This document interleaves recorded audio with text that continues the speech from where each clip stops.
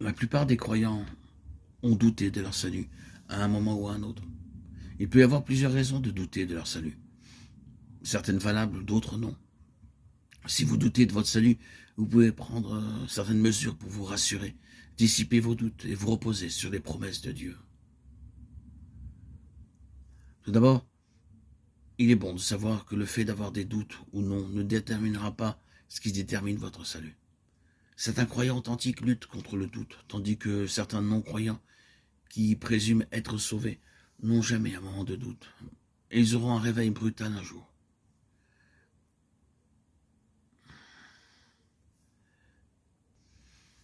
Il est important de reconnaître que bien que les chrétiens soient une nouvelle créature en Christ, tout le monde pêche. Avant d'être sauvés, nous courions vers le péché, maintenant nous le fuyons.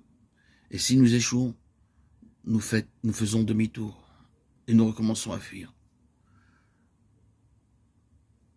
Il est important de savoir aussi que la présence du péché dans la vie d'une personne peut être une autre raison pour laquelle les gens doutent de leur salut.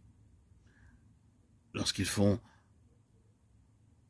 dans l'absence d'œuvres pieuses dans leur vie. Car la vie chrétienne implique plus que de se détourner du péché. Elle comprend de faire le bien. Matthieu 7, 21, 23. Il n'est donc pas automatique que la présence du doute indique une absence de salut, ou que l'absence de doute atteste du salut. Hébreux 12, 1 parle du péché qui enveloppe si facilement. De nombreux vrais chrétiens luttent contre le harcèlement, c'est-à-dire contre le fait de s'emparer de Dieu. Nous trébuchons tous de bien des manières, Jacques 3, 2. Personne n'atteint un état de perfection sans péché dans ce monde. La différence pour le croyant réside dans l'attitude envers le péché et dans la réponse à celui-ci. Le péché volontaire et non repentant est un signe que nous ne sommes pas sauvés. La Bible dit clairement que le péché volontaire et non repentant est un indicateur d'un cœur non transformé. 1 Jean 3, 6. Romains 6, 1, 2. Si vous vivez un style de vie que la Bible condamne comme étant pécheur, alors il y a un problème spirituel. Les chrétiens pêchent-ils? Oui. Persévèrent-ils volontairement dans le péché? Non. Si vous doutez de votre salut à cause du péché dans votre vie, confessez-le à Dieu et demandez-lui pardon pour l'amour de Jésus. Ensuite, prenez des mesures pour ne pas répéter le péché. Montrez par votre manière de vivre que vous êtes repenti de vos péchés et que vous êtes converti à Dieu.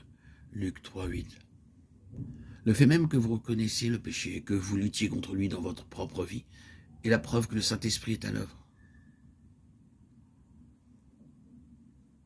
Coopérer avec le Saint-Esprit, c'est rejeter le péché, c'est vous unir à Dieu.